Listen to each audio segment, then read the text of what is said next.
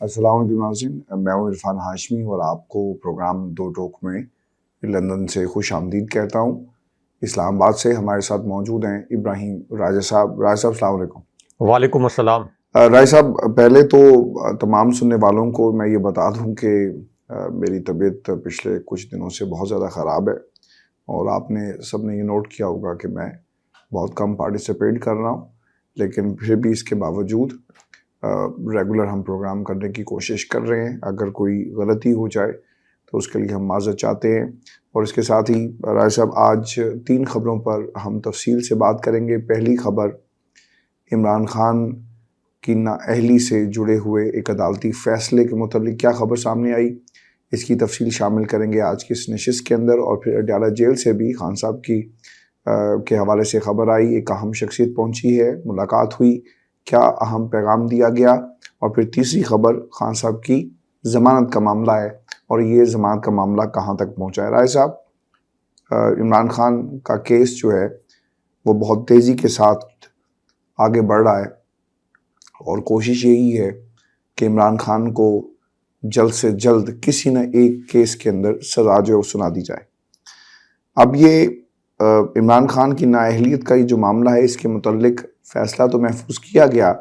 لیکن پاسبلٹیز کیا ہیں اس فیصلے کے حوالے سے، اس پر بات کریں گے۔ اور پھر جو فیصلہ محفوظ کیا گیا، اس سے پہلے کارروائی کیا ہوئی ہے چیف الیکشن کمشنر کے سامنے سکندر سلطان راجہ صاحب کی سربراہی میں 5 رکنی بینچ تھا جس نے یہ سماعت کی ہے، اور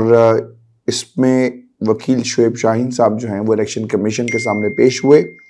شعیب شاہین نے اپنے دلائل میں کہا کہ ہم نے انٹرا پارٹی انتخابات کا ریکارڈ الیکشن کمیشن میں جمع کرا دیا ہے، اب اس کیس کو ختم ہو جانا چاہیے، قانونی طور پر یہ معاملہ ختم ہو گیا کیونکہ پارٹی کا اب نیا چیئرمین آ گیا ہے۔ شعیب شاہین نے یہ بھی کہا کہ اگر آپ اس کیس کو چلانا چاہتے ہیں تو اکبر ایس بابر پٹیشن دائر کر رہے ہیں، اس کے ساتھ چلا لیں۔ اس پر چیف الیکشن کمشنر نے کہا کہ آپ خالد محمود کو موقع دے رہے ہیں، وہ نئے چیئرمین کے خلاف بھی پٹیشن دائر کرے۔ درخواست گزار خالد محمود نے کہا کہ آپ آرڈر میں لکھ دیں کہ سابق چیئرمین پی ٹی آئی سزا یافتہ ہیں، پارٹی کو کوئی عہدہ وہ نہیں رکھ سکتے، جس پر چیف الیکشن کمشنر نے کہا کہ سابق چیئرمین پی ٹی آئی نے الیکشن لڑا ہی نہیں، اس میں ہم کچھ نہیں کہہ سکتے۔ الیکشن کمیشن نے پی ٹی آئی چیئرمین کے انتخاب سے متعلق ریکارڈ مانگ لیا، اور سابق چیئرمین کی نااہلی سے متعلق فیصلہ جو ہے وہ محفوظ کر لیا۔ کیا کوشش ہوئی ہوگی، کیونکہ شعیب شاہین صاحب تو خود کہہ رہے ہیں کہ آپ ایک درخواست آ رہی ہے اور اس درخواست کے اوپر آپ فیصلہ، یعنی اس کے ساتھ اس کو سن لیجئے گا۔ شعیب شاہین کون سی گیم کھیل رہے ہیں؟ مجھے تو یہ حیرانگی ہوئی ان کے اس دلیل کے اوپر جو انہوں نے چیف الیکشن کمشنر کے سامنے رکھی، اور پھر چیف الیکشن کمشنر صاحب کو بھی بالآخر بولنا ہی پڑا کہ آپ ایک موقع فراہم کر رہے ہیں۔ تو راجہ صاحب، پی ٹی آئی کے اندر بہت سارے لوگ آج بھی مشکوک ہیں، موقع پرستوں کا یہ ٹولہ بن چکا ہے خان صاحب جیل کے اندر، اور باہر موقع پرست بیٹھے ہوئے ہیں، جس کو جہاں جیسے کی بنیاد پر موقع ملتا ہے عمران خان کے نام کو بیچا جاتا ہے، عمران خان کی سیاست پر سیاست کی جاتی ہے، عمران خان کے جیل سے باہر آنے پر لوگ جو ہے وہ صحافت کرتے ہیں، عمران خان کے نام کے اوپر سیاست کی دکان کھولی جا رہی ہے۔ اور پی ٹی آئی کے اندر تو راجہ صاحب بہت سارے دھڑے بھی ہیں۔ یہاں پر بیرسٹر گوہر کو جب سے بلا مقابلہ ان کا انتخاب ہوا ہے، اس وقت سے بہت سارے جو ہڈن پاورز تھی وہ آہستہ آہستہ ایک ایک کر کے سامنے آ رہی ہیں، اور اپنا کرشمہ دکھا رہی ہیں کہ وہ عمران خان اور ان کی پارٹی کو کس طرح سے نوچ نوچ کر نہ صرف کھائیں گی بلکہ عمران خان کے لیے مزید مشکلات جو ہیں وہ پیدا کر رہی ہیں۔ یہ محسن نہیں ہے، یہ عمران خان کے لیے مشکلات پیدا کر رہے ہیں۔ میرے نزدیک تو یہی سچویشن بن رہی ہے۔ رائے صاحب، یور ٹیک۔ دیکھیں ہاشمی صاحب، اڈیالہ جیل کے اندر ایک بہت دلچسپ نوعیت کی ملاقات عمران خان صاحب کے ساتھ ایک صحافی کی ہوئی ہے، اور اس کے متعلق ایک بڑا دلچسپ واقعہ بھی سامنے آیا ہے۔ یہ واقعہ بھی اپنے ویورز کو سناتے ہیں، لیکن اس سے پہلے ایک اور دلچسپ واقعہ جو کہ ایک جنرل اور نواز شریف سے جڑا ہے، وہ بھی اپنے ویورز کے سامنے رکھنا بڑا ضروری ہے، کیونکہ مریم نواز نے اور مریم نواز کا جو سوشل میڈیا سیل ہے، اس نے عمران خان صاحب کا یہ بیان کہ 9 مئی کے واقعات کی سی سی ٹی وی فوٹیج دیکھی جائے، کہ یاسمین راشد کس طرح سے بار بار یہ کہہ رہی تھی کہ کور کمانڈر ہاؤس کے اندر تحریک انصاف کے مظاہرین داخل لاؤ، لیکن اس کے باوجود کچھ لوگ ان مظاہرین کو کور کمانڈر ہاؤس کے اندر لے کر گئے، اور عمران خان صاحب نے کہا کہ اس وقت کی سی سی ٹی وی فوٹیج کو دیکھا جائے تو تمام شواہد سامنے آ جائیں گے۔ اب اس پر مریم نواز اور ان کے سوشل میڈیا سیل نے ریئیکٹ کرتے ہوئے منفی طور پر اور ایک غلیظ پروپیگنڈا کرتے ہوئے یہ کہا کہ کور کمانڈر ہاؤس پر جو جلاؤ گھیراؤ ہوا یہ براہ راست عمران خان صاحب کی سازش تھی،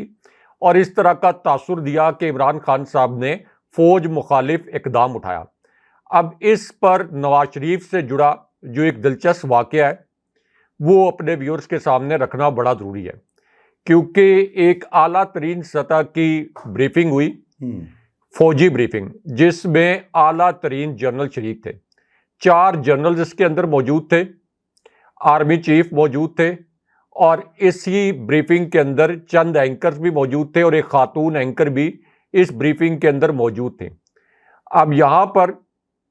آرمی چیف سے 3-4 سوالات کیے گئے، ان میں سے ایک سوال جو ہے وہ عمران خان صاحب کے متعلق بھی تھا، اسی طرح ایک سوال شہباز شریف کے متعلق بھی تھا۔ شہباز شریف جو بوٹ پالش کرنے کے ماہر ہیں،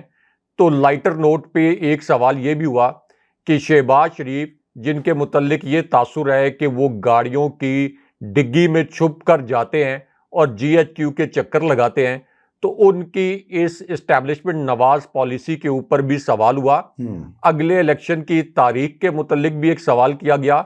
اور نواز شریف کیا دوبارہ وزیر اعظم بنیں گے یا نہیں بنیں گے، اس کے اوپر بھی ایک سوال کیا گیا۔ اب ان میں سے کچھ سوالات ایسے تھے جو وہاں موجود جنرلز نے جن کے جوابات دیے، لیکن 1-2 سوالات ایسے تھے جن کے جوابات آرمی چیف نے خود دیے۔ مثال کے طور پر ایک سوال جو ان سے اگلے الیکشن کے متعلق کیا گیا، اس پر انہوں نے یہ کہا کہ الیکشن کی تاریخ کا فیصلہ اور الیکشن کے انعقاد کا فیصلہ متعلقہ آئینی اداروں یعنی الیکشن کمیشن نے اور الیکشن کمیشن کو فنڈز فراہم کرنے والے اداروں نے کرنا ہوتا ہے، اس میں فوج کے ادارے کا کوئی تعلق نہیں ہے۔ اس کے بعد ایک سوال جو عمران خان صاحب کے متعلق پوچھا گیا تھا،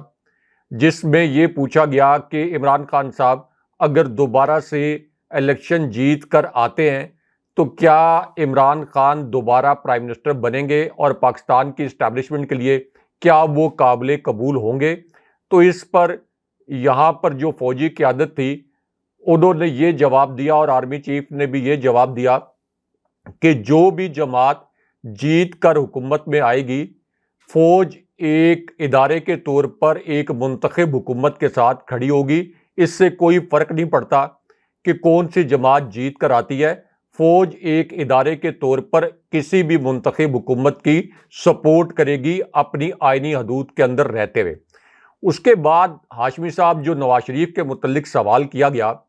اس کا جواب آرمی چیف نے خود دیا، اور وہ سوال یہ تھا کہ کیا نواز شریف اگلی مرتبہ وزیر اعظم بن پائیں گے، کیا نواز شریف کی جو نااہلی ہے وہ ختم ہو پائے گی؟ اور اس کے بعد آرمی چیف سے یہ سوال بھی کیا گیا کہ آپ کے پورے کریئر کا اور آپ کی زندگی کا سب سے تلخ لمحہ کون سا تھا؟ اب اس پر آرمی چیف نے ایک بڑا حیران کن جواب دیا، اور آرمی چیف کا وہ جواب یہ تھا کہ میری زندگی کا سب سے تلخ لمحہ اور میرے پورے کریئر کا سب سے مشکل لمحہ وہ تھا جب ہم نے ایک طرف تو ہماری افواج نے ابھی نندن کا طیارہ گرایا، بھارت کے کل ملا کر ہم نے 2 طیارے گرائے، پوری دنیا نے ریاست پاکستان کی اور افواج پاکستان کی فتح کو تسلیم کیا، لیکن اس دوران پوری دنیا کے میڈیا نے ابھی نندن کے طیارے کے گرنے کی فوٹیج بھی دکھائی، اور پوری دنیا کے اندر یہ اسٹیبلش ہو گیا کہ پاکستان نے اس فضائی مارکے میں بھارت کو عبرتناک شکست دی ہے، یہاں تک کہ بھارتی میڈیا بھی اپنی افواج پر اور نریندر مودی پر برہم تھا۔ تو اس پر جب سابق army chief general retired Qamar Javed Bajwa سے یہ سوال کیا گیا نواز شریف کے متعلق، اور یہ کہ آپ کی زندگی کا تلخ ترین لمحہ کون سا تھا، تو انہوں نے کہا کہ تلخ ترین لمحہ وہ تھا جب ایاز صادق نے یہ بیان دیا کہ پارلیمنٹ میں جب آرمی چیف آئے تو ان کی ٹانگیں کانپ رہی تھیں، اور انہوں نے یہ کہا کہ اصل میں ایاز صادق نے نواز شریف کے کہنے پر پاکستان کی، ریاست پاکستان کی، افواج پاکستان کی، پاکستان کے ازلی دشمن بھارت پر جو ایک اسٹیبلش فتح تھی، جس کو پوری دنیا نے مانا کہ پاکستان نے بھارت کو شکست دی ہے، اس کو شکست میں بدلنے کی کوشش کی۔ بھارتی میڈیا نے ایاز صادق کے اس بیان کو 20 دن ہیڈ لائنز میں چلایا۔ میرے اوپر فوج کے اندر سے بڑا پریشر تھا کہ میں نواز شریف اور ایاز صادق کے خلاف کارروائی کروں، اور نواز شریف کی منظوری سے اور ان کی رضامندی سے ایاز صادق نے یہ بیان دیا، اور بعد میں پوری نون لیگ ایاز صادق کے ساتھ کھڑی بھی ہو گئی۔ لیکن میں نے، جو جناب باجوہ نے اس وقت بہانہ بنایا کہ میں نے نام نہاد جمہوریت کی خاطر نواز شریف کے خلاف اور ایاز صادق کے خلاف کارروائی نہیں کی، لیکن جناب باجوہ کے اور پوری فوجی قیادت کے یہ الفاظ تھے کہ نواز شریف نے فوج کے خلاف اور ریاست کے خلاف یہ بدترین سازش کی۔ اس سے پہلے جو ڈان لیکس تھا،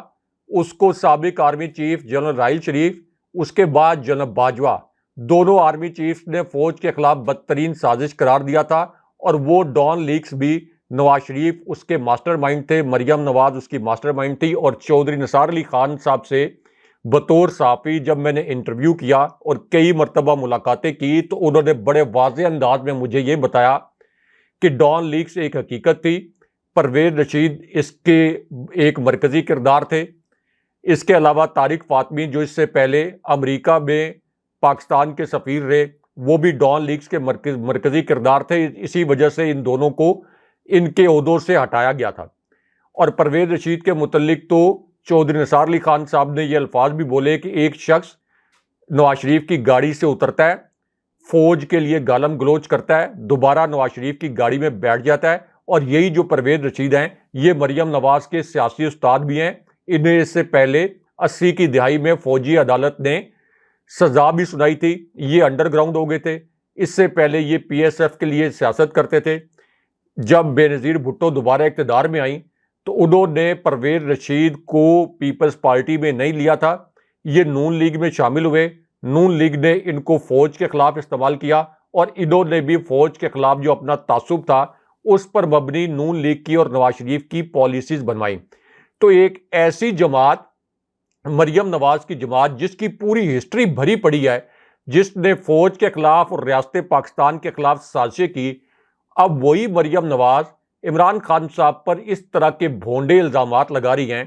کہ عمران خان صاحب نے کوئی ریاست پاکستان یا فوج کے خلاف سازش کی، حالانکہ عمران خان صاحب نے ہر عالمی فورم پر اپنی فوج کا جس طریقے سے دفاع کیا، اس کی کوئی مثال نہیں ملتی۔ لیکن بہرحال اب جو تازہ ترین اڈیالہ جیل میں واقعہ ہوا ہے اس کے اوپر آتے ہیں، جو ایک صحافی نے بیان کیا ہے، جس کی عمران خان صاحب سے ملاقات ہوئی ہے تقریباً 6 ماہ کے بعد۔ عمران خان صاحب سے یہ جو 6 ماہ کے بعد تقریباً ملاقات ہوئی ہے،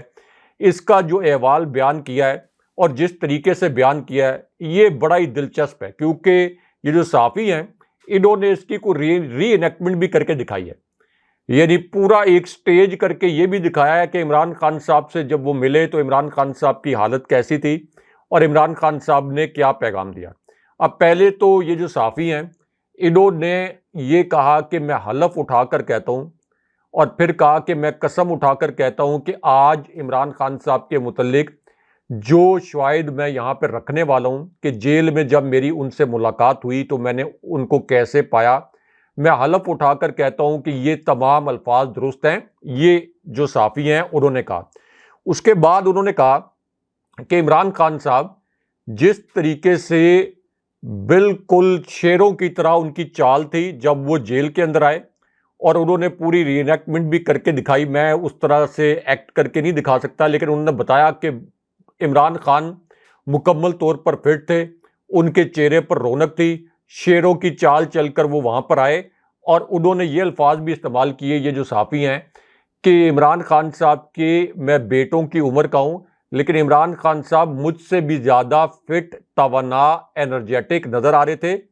اور عمران خان صاحب کو اس حالت میں اگر عام لوگ دیکھ لیں، یہ کوٹ ان کوٹ ان کے جو ورڈز ہیں،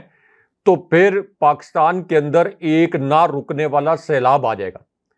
پاکستان کے اندر ایک ایسا سونامی آ جائے گا جس کو روکنا ناممکن ہوگا۔ اس کے بعد یہ جو صحافی ہیں یہ بھی کہتے ہیں کہ عمران خان صاحب نے مجھے یہ کہا کہ میرا ایک پیغام بھی باہر پہنچا دو، میں کبھی لندن بھاگنے والا نہیں ہوں، میں اپنی قوم کو کبھی تنہا نہیں چھوڑوں گا۔ لندن وہ جاتے ہیں جو کہ چور ہوتے ہیں، جن کی جائیدادیں باہر ہیں، جن کو کسی چیز کا ڈر ہو اور جن کو کسی کا خوف ہو۔ لیکن ہاشمی صاحب اس کے بعد ایک اور اہم ملاقات ہوئی ہے، یعنی یہ تو عمران خان صاحب کی یہ جو صحافی ہیں ان سے جو ملاقات ہوئی، ایک اور اہم ملاقات ہوئی ہے عمران خان صاحب کی، جس میں عمران خان صاحب کو ایک مشورہ یہ بھی دیا گیا کہ ایک حد کے عزت کا دعویٰ آپ ان لوگوں پر کریں جو آپ کی زندگی کے متعلق بے بنیاد اور غلیظ قسم کے الزامات لگا رہے ہیں۔ اب اس پر تو عمران خان صاحب نے کہا کہ یہ اتنے گرے ہوئے الزامات، اتنی غلیظ مہم ہے کہ میں اس کیچڑ میں بالکل اس کے متعلق جو ہے، ہمیں پتہ ہے کہ عدالتوں سے ہمیں انصاف بھی نہیں ملنا، تو میں اس کے متعلق ڈسکشن کرنا بھی یہ سمجھتا ہوں کہ یہ ہمارے شایان شان نہیں ہے، اور ہم اسی وجہ سے اس پلیٹ فارم پر بھی اس ایشو کو کبھی ڈسکس نہیں کرتے۔ اب آ جائیں کہ نعیم پنجھوتا صاحب جو عمران خان صاحب کے وکیل ہیں، ان کی جب ملاقات ہوئی ہے عمران خان صاحب سے تو انہوں نے کیا پیغام دیا، یعنی عمران خان صاحب کو نے نعیم پنجھوتا کے ذریعے کیا پیغام جو ہے وہ باہر لے کے آئے ہیں۔ اب ایک تو عمران خان صاحب کو یہ آگاہ کیا گیا کہ کل جو آپ کی صحافیوں سے بات چیت ہوئی اس کے متعلق پورے پاکستان کے اندر نواز شریف نے جتنی انویسٹمنٹ کی ہوئی تھی، جو پچھلے 2 سال کے اندر رجیم چینج آپریشن کے بعد 18 مہینے کے اندر انویسٹمنٹ کی گئی تھی نواز شریف کا بیانیہ بنانے کے لیے، جس پر اربوں روپے کے اشتہار جو ہے وہ نون لیگ نے میڈیا ہاؤسز کو دیے، تو عمران خان صاحب کو بتایا گیا کہ آپ کی گفتگو جو ہے اس پر سوشل میڈیا پر ہزاروں کی تعداد میں وی لاگز ہوئے، آپ کی گفتگو پر ٹی وی چینلز پر پروگرام ہوئے، ہیڈ لائنز بنی۔ تو اس پر عمران خان صاحب نے کہا کہ اللہ الحق ہے،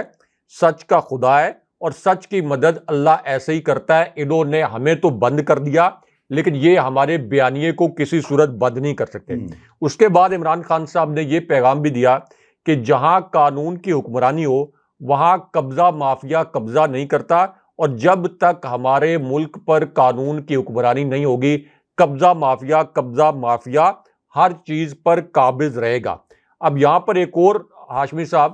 بڑی دلچسپ نوعیت کی ویڈیو وائرل ہوئی ہے،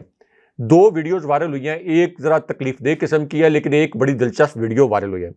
ایک ویڈیو ہے یہ بریڈفورڈ یونیورسٹی کی، اور یہاں پر ایک جو اسٹوڈنٹ ہے انہوں نے جب ڈگری لی اور جب وہ اسٹیج پر گئے تو یہاں پر انہوں نے عمران خان صاحب کے حق میں نعرہ لگایا،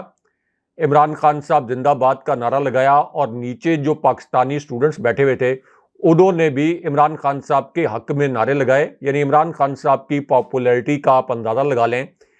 کہ عمران خان صاحب کو قید کر رکھا ہے، لیکن ان کا جو نظریہ ہے وہ صرف پاکستان میں نہیں پوری دنیا کے اندر گونج رہا ہے۔ دوسری جو تکلیف دہ ویڈیو وائرل ہوئی ہے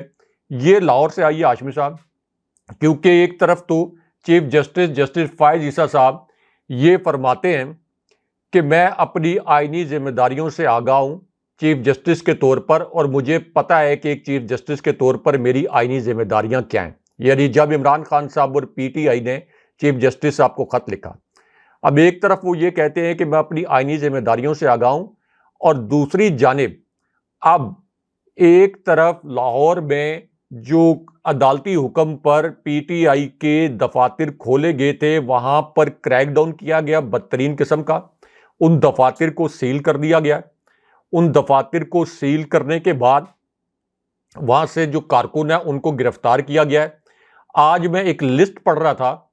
اور اس لسٹ میں بتایا گیا کہ تحریک انصاف کی کئی خواتین ایسی ہیں جن کو گرفتار کیے ہوئے، یعنی 12 مرتبہ اغوا کیے ہوئے 160 دن سے زیادہ گزر چکے ہیں،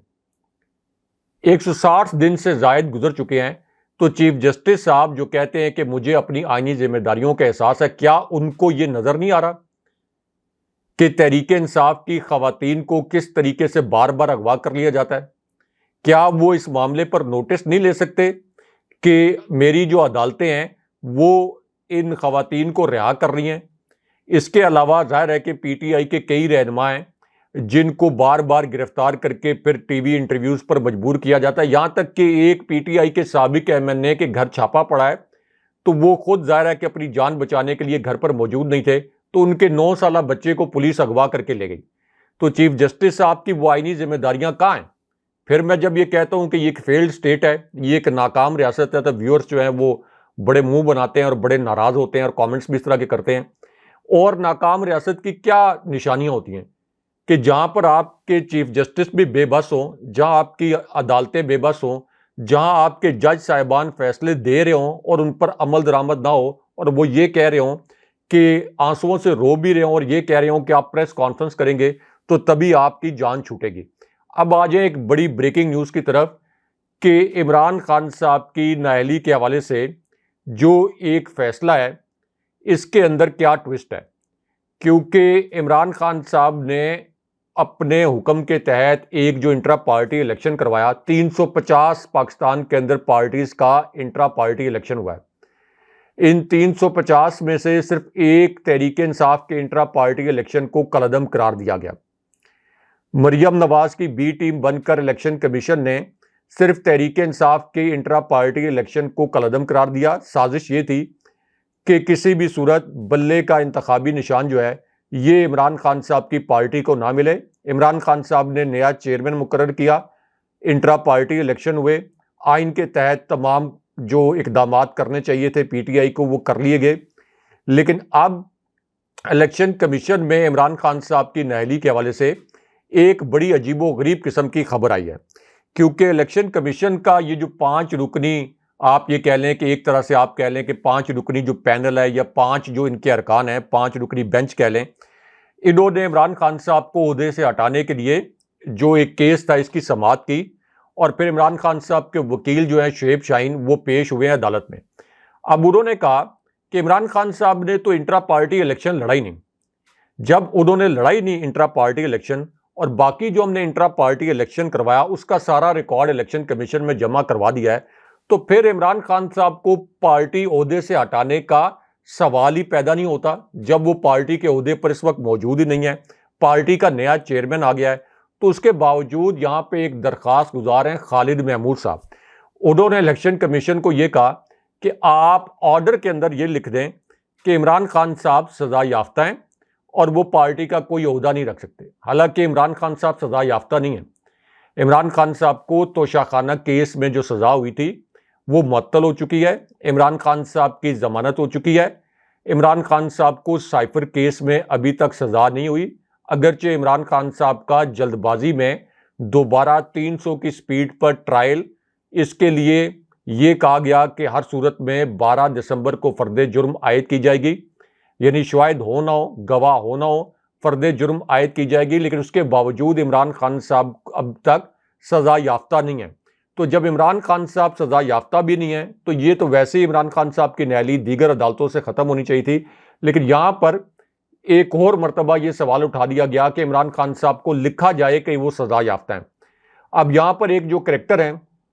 اکبر ایس بابر، ان کو بھی لانچ کر دیا گیا ہے، اور اکبر ایس بابر نے پی ٹی آئی کے جو انٹرا پارٹی انتخابات ہیں ان کو چیلنج کرنے کا فیصلہ کیا۔ آپ اندازہ کریں کہ فضل الرحمان کے ابھی 2-4 ہفتے پہلے انٹرا پارٹی الیکشن ہوئے ہیں جے یو آئی کے، بوگس ترین اور فراڈ الیکشن، ان کو کوئی چیلنج نہیں کر رہا، لیکن یہاں پر پی ٹی آئی کے انٹرا پارٹی الیکشن کو چیلنج کرنے کے لیے آپ یہ کہہ لیں کہ یہ 2-3 مسٹیریس کریکٹرز لانچ کروائے گئے ہیں، کیونکہ اس کی وجہ یہ ہے کہ ہاشمی صاحب سنو ٹی وی کے اوپر 2-3 سرویز نئے ہوئے ہیں۔ ایک اس کے اندر ٹوبا ٹیک سنگھ کا سروے ہے، ڈسکا کا سروے ہے، سیالکوٹ کا سروے ہے، اور ان سرویز میں یہ بتایا گیا ہے پنجاب کے کچھ ایسے علاقوں کا سروے بھی ہے جن کو ایک زمانے میں نون لیگ کا گڑھ سمجھا جاتا تھا۔ تو ان تمام سرویز میں یہ بتایا گیا ہے کہ نون لیگ بہت برے طریقے سے تحریک انصاف کے سامنے ہار رہی ہے اور تحریک انصاف بہت بڑے مارجن کے ساتھ جیت رہی ہے، یہاں تک کہ نواز شریف کے متعلق یہ مصدقہ اطلاعات آ رہی ہیں کہ اگر ان کی نااہلی ختم کروا بھی لی گئی تو نواز شریف کے لیے پورے پنجاب میں کوئی محفوظ حلقہ نہیں مل رہا کہ جہاں سے یہ انشور کیا جائے کہ 75% کے قریب دھاندلی کر کے بھی نواز شریف کو جتوایا جا سکتا ہے۔ تو نواز شریف کے لیے पंजाब से बाहर कोई महफूज हल्का तलाश किया जा रहा है। तो ये हालत है इस वक्त नून लीग की पंजाब में, जिसको दोबारा से कौम पर मुसल्लत करने का प्लान बनाया गया है। लेकिन इसी वजह से अब इसी पूरे ग्रेटर प्लान का हिस्सा यह है कि हर सूरत में इलेक्शन कमीशन, जो पहली नून लीग की बी टीम है, उसके ऊपर इस तरह का प्रेशर डाला जाए कि वो तहरीक इंसाफ के इंट्रा पार्टी इलेक्शन को कलअदम करार दे दे,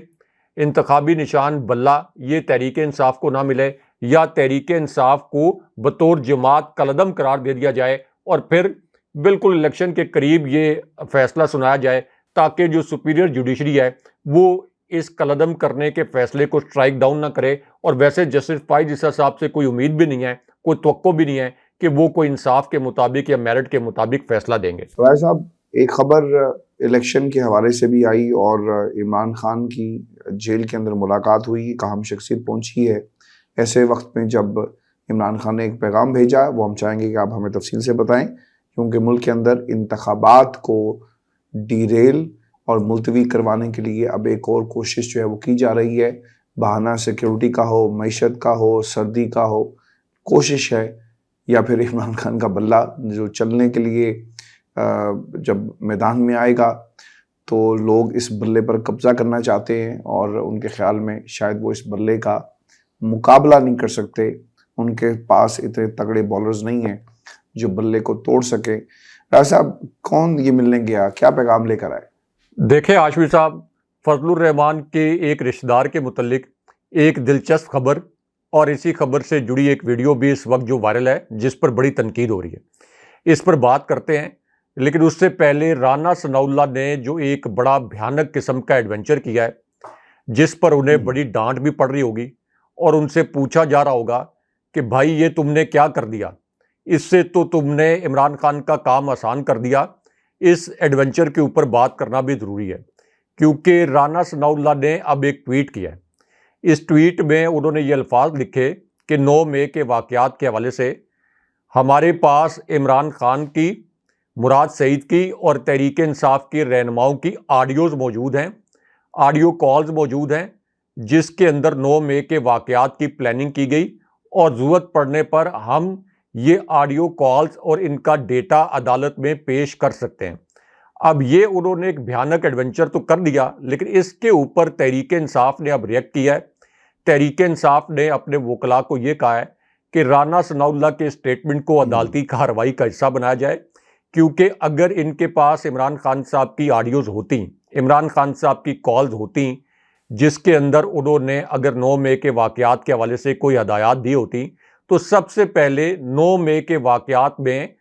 इमरान खान साहब का ट्रायल किया जाता, इमरान खान साहब पर फर्द जुर्म आयद की जाती और ये कॉल्स अब तक अदालत में पेश की जाती। यहाँ पर तो आए दिन जाली कॉल्स सामने लाई जाती हैं, उनको एडिट करके आगे फैलाया जाता है। तो कोई ओरिजिनल कॉल होती तो वो अब तक अदालत में पेश की जा चुकी होती, लेकिन अब राना सनाउल्लाह को चैलेंज कर दिया गया है और तैमूर खान झगड़ा की जानिब से इसके ऊपर एक जवाबी ट्वीट भी किया गया है। अब देखें कि राना सनाउल्लाह अदालती महाज पर इस मामले पर कैसे फंसते हैं। अब आ जाए फजलुर रहमान के एक रिश्तेदार के घर के अंदर जो कुछ हुआ है, वो भी एक दिलचस्प मामला है, क्योंकि जब रजीम चेंज ऑपरेशन हुआ तो बहुत कम लोगों को ये पता है कि उस वक्त रियासत के हिस्से बखरे करके, इस मुल्क के टुकड़े करके और हुकूमत के हिस्से बखरे करके लूट मार और माले गनीमत समझकर सबको बराबर तकसीम किया गया। फजलुर रहमान की अपनी कौमी असम्बली में कोई नशिस्त नहीं थी, तो उन्होंने अपने समधी को गवर्नर केपी बनवाया। बहुत से लोगों को गवर्नर केपी के मुतल्लिक मालूम नहीं है, वो फजलुर रहमान के समधी हैं। उनको ज़बरदस्ती गवर्नर केपी बनवाया। एक तरफ इमरान खान साहब हैं जिनको गैर आइनी तरीके से चेयरमैन के ओहदे से हटाया गया, इसके बावजूद उन्होंने अलीमा खान साहिबा, बुशरा बीबी साहिबा या अपने किसी रिश्तेदार या अजीज़ को पार्टी चेयरमैन नहीं बनाया, लेकिन यहाँ बंदर बांट करके जो गवर्नर केपी हैं फजलुर रहमान के रिश्तेदार को लगाया गया। अजरा साहब, ये जो फजलुर रहमान साहब के रिश्तेदार से जुड़ी जो खबर आई, इसका भी हमें बताएं, और इनके अपने घर से खबर आ रही है और फजलुर रहमान और जो वीडियो वायरल हो रही है इसके हवाले से बताएं कि ये मामला असल में है क्या और ये वीडियो किस नौयत की है और क्या हुआ है جو اب یہ بدنامی فضل الرحمان کے حصے میں آئی؟ اب فضل الرحمان کے یہی جو سمدھی ہیں ان کی آفیشیل ریزیڈنس پر یعنی گورنر ہاؤس میں ایک فوٹو شوٹ ہوا ہے. فضل الرحمان نے چونکہ مذہب کا ایک لبادہ اڑا ہوا ہے، مذہب کے اندر وہ آپ یہ کہہ لیں کہ اس کی آڑ میں سیاست کرتے ہیں اور مذہب کارڈ استعمال کرتے ہیں سیاست کے اندر. اس وجہ سے اب نون لیگ کے قریبی صحافی اور جے یو آئی کے قریبی صحافی بھی اس فوٹو شوٹ والے واقعے پر بڑی تنقید کر رہے ہیں. ادروائز یہ ایک نارمل واقعہ ہوتا، لیکن فضل الرحمان نے جس طریقے سے مذہب کو سیاست میں استعمال کیا، اس وجہ سے اب اس فوٹو شوٹ پر ان پر بڑی تنقید ہو رہی ہے اور فضل الرحمان اور ان کے سمدھی کے پاس اس حوالے سے کوئی جواب نہیں ہے. اب آ جائیں عمران خان صاحب کی ضمانت کے متعلق جو عدالت سے ایک خبر آئی ہے. یعنی ایک طرف تو عمران خان صاحب کی سائفر کیس میں ضمانت کا جو ایک درخواست تھی وہ سپریم کورٹ میں فکس ہوئی، اس کی ایک سماعت ہوئی، اس کے بعد سے لے کر اب تک وہ سماعت دوبارہ نہیں ہو سکی. اچھا، اب دوسری صورتحال میں عمران خان صاحب پر جو دو بڑے کیسز مزید بنائے گئے تھے، نام نہاد بوگس کیسز جن کی کوئی بنیاد نہیں ہے، جن کے متعلق اعتزاز احسن صاحب نے یہ کہہ دیا ایک کیس کے متعلق کہ سائفر کیس صفر ہے، اس کیس میں عمران خان صاحب کی 5-6 منٹ کے اندر ضمانت ہونی چاہیے. انہوں نے کہا کہ نون لیگ الیکشن سے بھاگ رہی ہے، نواز شریف پاکستان آ کر پچھتا رہے ہیں، الیکشن کمشنر اس وقت نون لیگ کی بی ٹیم بنا ہوا ہے، عمران خان صاحب اور الیکشن کمیشن، عمران خان صاحب اور تحریک انصاف کے ساتھ الیکشن کمیشن بڑی زیادتی کر رہا ہے. اب اس پوری سچویشن میں توشہ خانہ کیس اور القادر ٹرسٹ کیس، یہ جو نام نہاد دو کیسز عمران خان صاحب کے خلاف بنائے گئے تھے، ان کیسز کے اندر عمران خان صاحب کی جو ضمانت بعد از گرفتاری کی درخواست دائر کی گئی تھی، ان کی سماعت ہونی ہے. یعنی یہ سماعت تو ہونی ہے دونوں کیسز میں ضمانت کی، لیکن یہ جیل کے اندر ہوگی. یعنی اسلام آباد ہائی کورٹ تو یہ کہہ چکی ہے کہ جیل کے اندر سائفر کا جو ٹرائل تھا یہ غیر قانونی تھا، لیکن اب یہ جو ضمانت کی درخواستیں ہیں ان کے اوپر بھی سماعت جیل کے اندر ہی ہونی ہے. اور ہم سب کو پتہ ہے کہ جیل کے اندر جو سماعت ہونی ہے اس میں عمران خان صاحب کی ضمانتوں پر کس قسم کا فیصلہ آنا ہے. اس لیے اس عدلیہ سے عمران خان صاحب کے متعلق کسی قسم کے انصاف کی امید نہیں رکھی جا سکتی. یہ جسٹس فائز عیسیٰ صاحب کی جوڈیشری ہے جسے تاریخ میں سب سے منفی حوالوں سے یاد رکھا جائے گا. بہت شکریہ صاحب. ویورز، یہ شو تھا آج کا ہمارا. اپنے کمنٹس بھیجیے گا، چینل کو ضرور سبسکرائب کریں. مجھے اور ابراہیم رائے صاحب کو اجازت دیجیے. اللہ نے کے بعد. اللہ نے کے بعد.